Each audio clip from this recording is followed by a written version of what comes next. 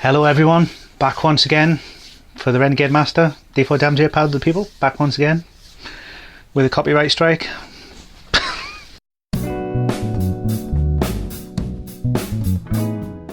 Hello again everyone, so let's get right to it. Today's task is a kind of scary one, which is routing the neck pocket. I'm going to be doing a few different sort of elements of different people's methods. If you've watched other YouTube videos on the topic, you've probably seen most of them before.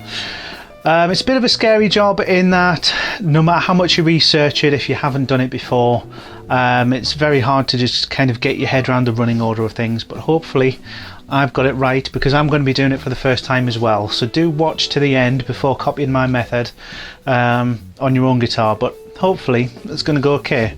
So let's get to it. So what have we got? Well, in the last video you saw that I finished off the glue job, gluing the cap to the body, and it went rather well.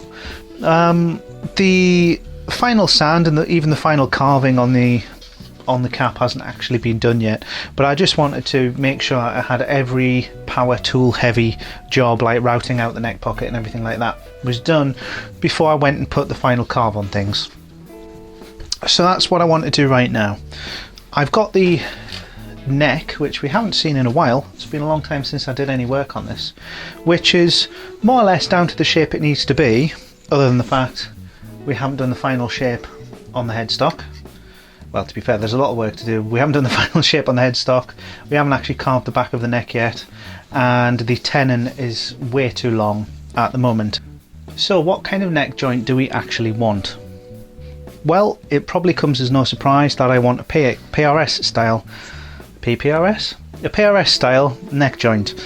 And if you're not familiar with one, by all means Google a picture of PRS. I mean, the key visual difference I think is if you compare a PRS to a Gibson, it looks like the neck almost attaches right at the very edge of the guitar body. In reality you have this tenon sitting under the neck pickup, which is slightly different from a Gibson where the neck appears to go much further into the body. At least I think it does off the top of my head. I'm going to look foolish if it doesn't. But the first thing we actually want to figure out is how short we cut this tenon. It's not too important, but realistically you want as much of the tenon in the body as possible to give it a nice firm hold. It would be possible in theory to actually get it this far, but then it would involve hollowing out effectively under this section of the body, which I definitely don't want to do. If I did want to do that, I would have done it before I glued the cap on. But I don't want to do that. I want the tenon to finish at the back edge of the neck pocket. The thing that was bugging me was remembering that we have to maintain the scale length of the guitar. How far I place the neck into the guitar determines ultimately where the bridge will go, because we have to maintain scale length. So as the neck moves, the bridge moves. Too far forward and the bridge is going to end up where I wanted to put the bridge pickup. Too far back and, well, it's salvageable, but we want to try and get it right. So as I said, I had all kinds of crazy ideas about starting to route out the neck pocket and then measuring up the tenon against it and all this kind of thing. And then I realised I don't need to bother with any of that at all, because ultimately, remembering that this tenon is going to the back of the pickup, all we really need to know, because the pickup sits right up against the end of the fretboard, it's effectively a pickup width plus the border of one side of the pickup surround. Why one side? Because if you think about it, that neck pickup surround actually has to fit in there against the end of the fretboard, but the pickup cavity only goes to the back of the pickup, because if it didn't, then you'd have a visible cavity past your pickup cover. So that makes sense. The observant among you might notice that the fretboard I have at the moment actually sticks out over the end of the neck a little bit at the moment. That's on purpose. I just wanted to give myself extra room for rounding it off and generally finishing the shape. But I am going to assume that it's going to be level with the end of the fretboard for the purposes of this at the moment. So what I need to do is measure that. 4 and 1, 2, 43mm. I just need to mark it at 43mm, and that's where I chop, in theory.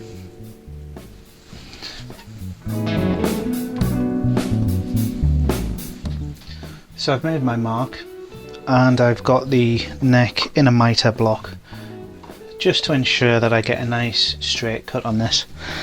To be fair, the edges of this are probably not perfectly straight. They have been planed, but they should be close enough.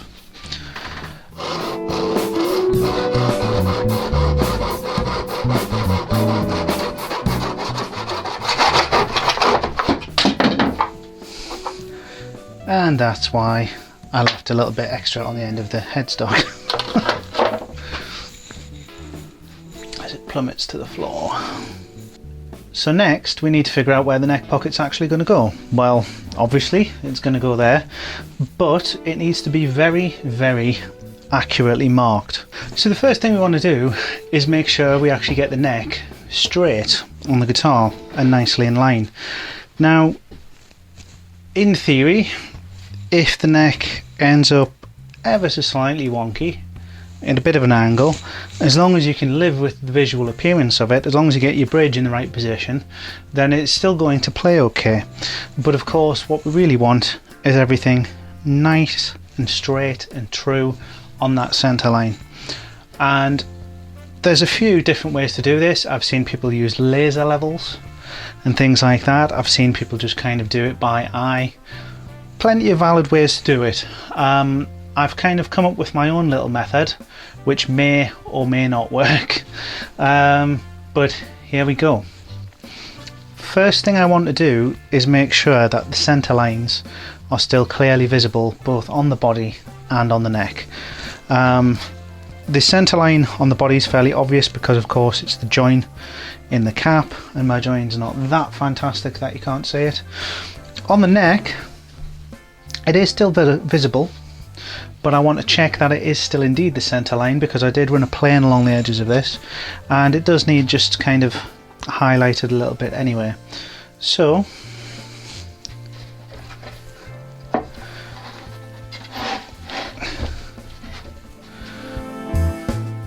just mark out the center here.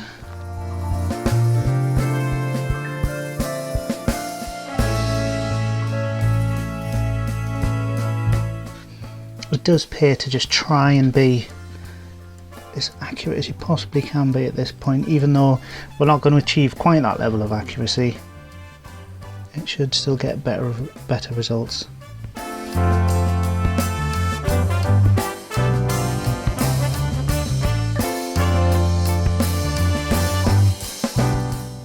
Perfect. For the sake of accuracy, I'm just going to measure that again and make absolutely sure. Perfect. Okay, so we have a brilliant, nice, clear center line there. You probably can't tell that well on camera, but trust me, it's there. And we already have the center line on the body. So here is my plan. 2 drawing pins, standard notice board drawing pins, placed right in the center line. I am actually taking down or taking out the center line anyway with some inlay, so I don't mind putting that little hole in there.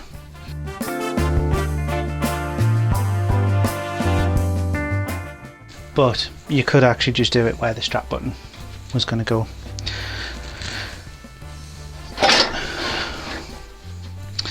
And some red thread, so it's clearly visible.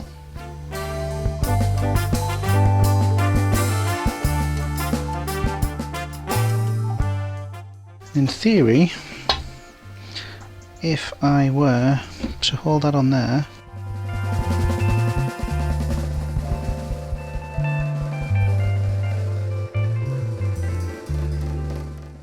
put it in place, a little bit of support for the neck, that certainly helps.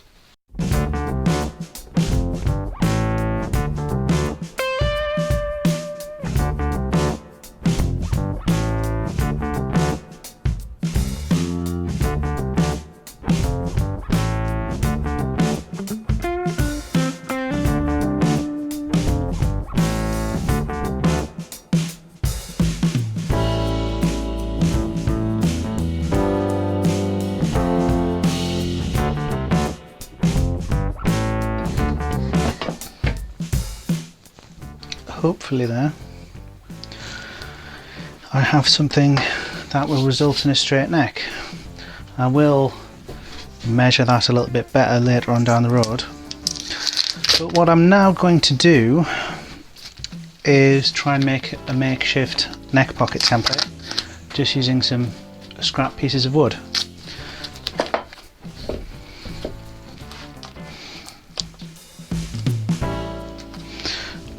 What I'm effectively going to do is stick some scrap pieces of wood on here, as I say, to make a router template for the neck pocket. I'm going to stick them in place using masking tape and super glue as always. I'm actually overlapping the masking tape with the actual line that I want to cut, just because I don't want the super glue sticking to it, but I can still see the lines through there. On this occasion I'm not going to use 2 lots of masking tape, I'm just going to use the one and glue the wood directly in place.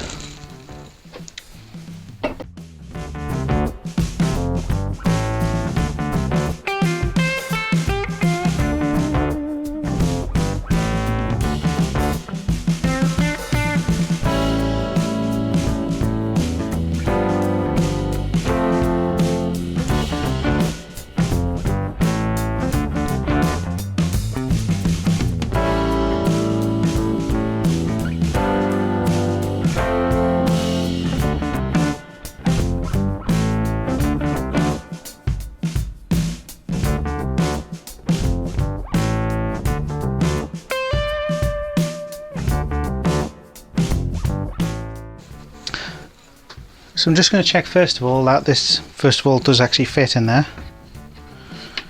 which it does.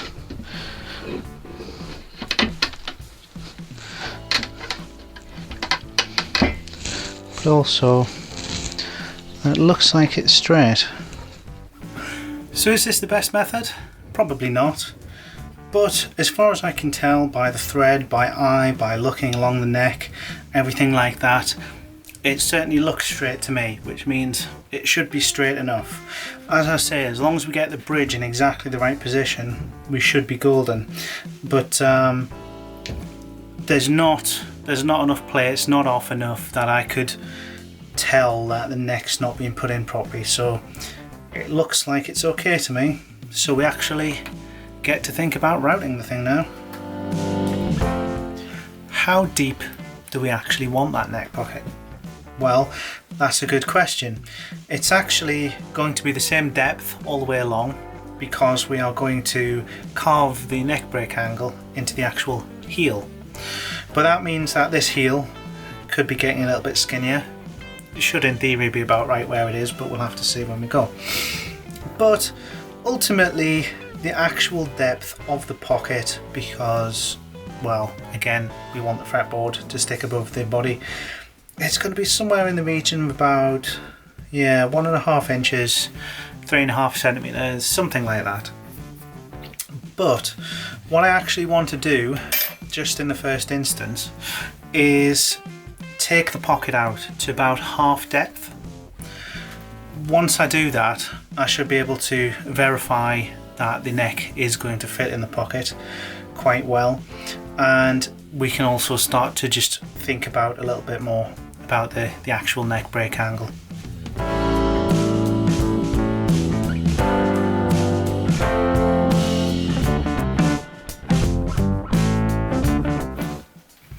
Just roughly ran my plane across the top of those blocks there, just to ensure they're snag free for when we come to do the routing.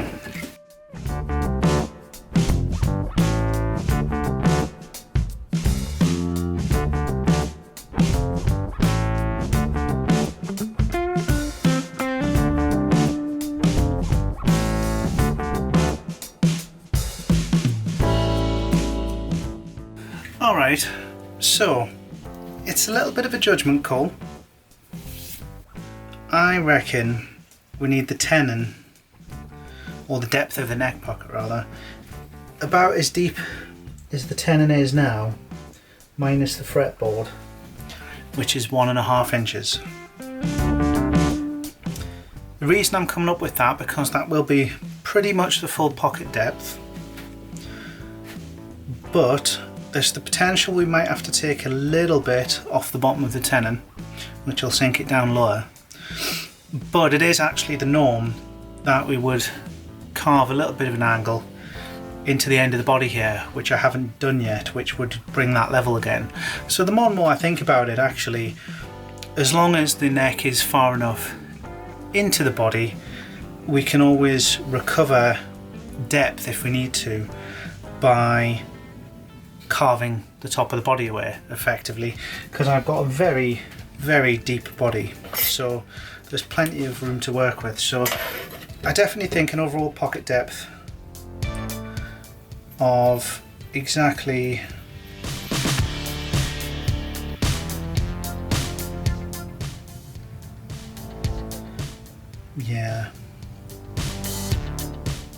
exactly 1.5 inches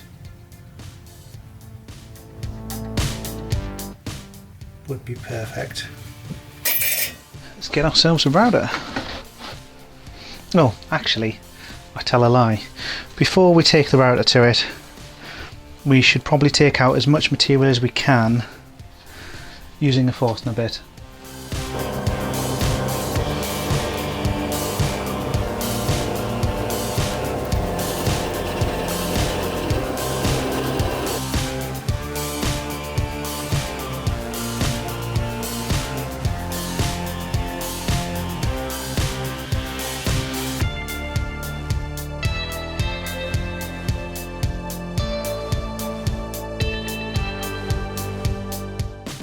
Well, first pass, here we go.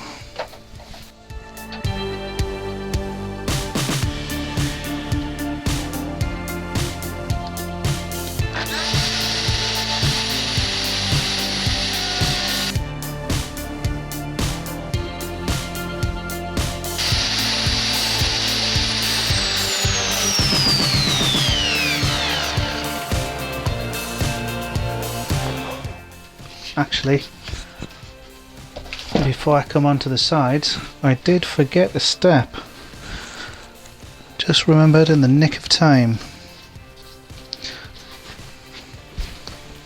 Just to ensure that that pocket is a tight fit, it's the norm to stick just a little bit of masking tape around the inside of the template, and that just makes the pocket ever so slightly smaller than the curve of the router bit, because the curve of the router bit, normally, if anything, it's actually going to end up ever so slightly wider than you intend it to be, and we want it, if anything, ever so slightly smaller.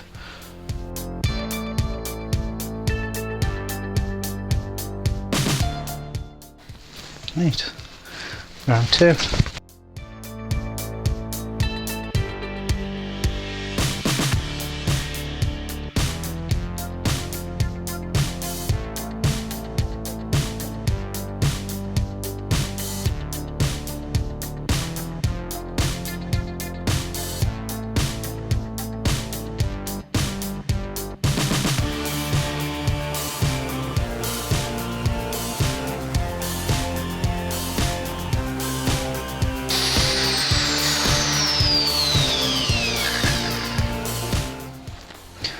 The router base as it is, without an extended base, is not quite big enough to go right to the edge of my template here without dipping off. So I can either put an extended base on, or I can just finish that off with a chisel. Decisions. Alright. So after a little deliberation, I think it's going to be too much hassle to sort out an extended base for this, because I've only got either a small one which will rock all over this and not work properly, or I've got a really big one which is going to get in the way of these clamps and everything. I think it's going to be easier just to finish off this first pass with the hand chisel. What I should have done is used much bigger pieces of wood basically to mark up the neck pocket. I didn't take that into account, but I know for next time.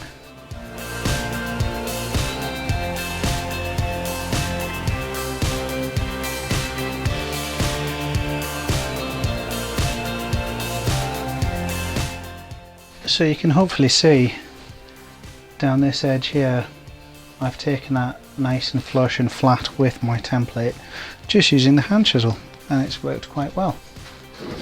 Next, you can see in the corner there where it is round. I need to try and square that off as best I can.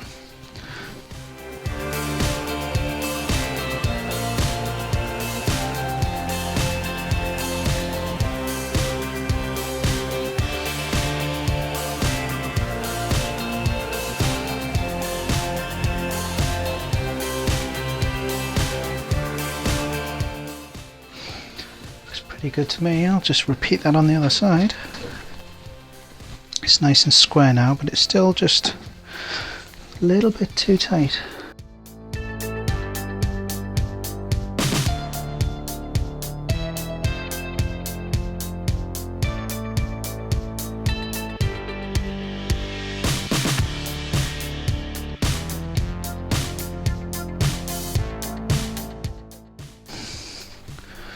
Go, we're getting somewhere now.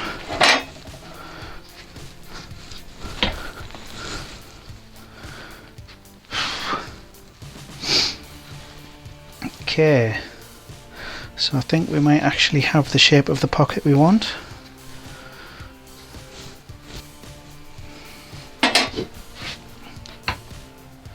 Considering that's only halfway in the pocket, that's a bloody good fit.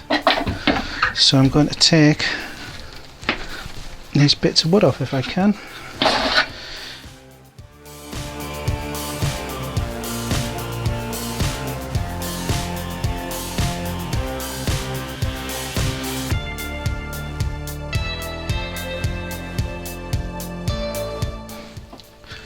Okay, so that's still fitting in really nicely, but it still needs to go about, well, nearly twice the depth of what it is currently. Now there's a few things we need to consider at this point. I mean, number one is I need to make sure that the neck is indeed definitely still straight now that I can safely say where it's going to sit. It is true that normally I think when you would get to this point you would kind of already have the neck and everything pre-radiused. As my friend put it, he said too many variables, dangerous, because we've got so many things to consider at this point. There's the angle, there's the carve to actually put in the top, there's the height of the bridge itself. There's still a lot yet not set in stone, but if I can see that this neck is straight and it's sitting in the pocket very nicely, then I think that's half the battle already. What I'm going to do for next time, I think, is sleep on it, and then we'll come back and we'll try and cut that pocket to a further depth. I'm sure someone might try and convince me to try and maybe radius the neck first, which I could do, but we're definitely heading in the right direction. Actually, the more I look at this, while I look along here and I can see that the neck is pretty straight in line with the body, I can see that the fretboard most definitely isn't, in that it's got quite a twist on it. I mean, it's just all over the place. Look at that. Slightly concave, it's twisted. And I think that's just been movement in the neck while it's been sat there by itself. So I think the next job next time is actually going to be to try and level off that fretboard. It's something I've been putting off because it's something that could really do with a vise, and I don't have a vise, but it will probably clamp down one way or another. I'll have to look into that, But yes, I think that's going to be the job next time, because when we set the bridge height and everything, and well, the pocket depth as well, it all kind of bears in relation to the ultimate height of the frets. And while I was fairly confident that I could factor in for the height of the frets or the thicknessing of the fretboard, what I cannot do is factor in for the fact that it's just all over the place at the moment. So that is going to be the job for next time, I think. But yeah, if I pull back a bit, I mean, obviously the neck's only halfway in, but certainly starting to look like a guitar. So there we have it. Getting there, but still a long way to go. Until next time, goodbye.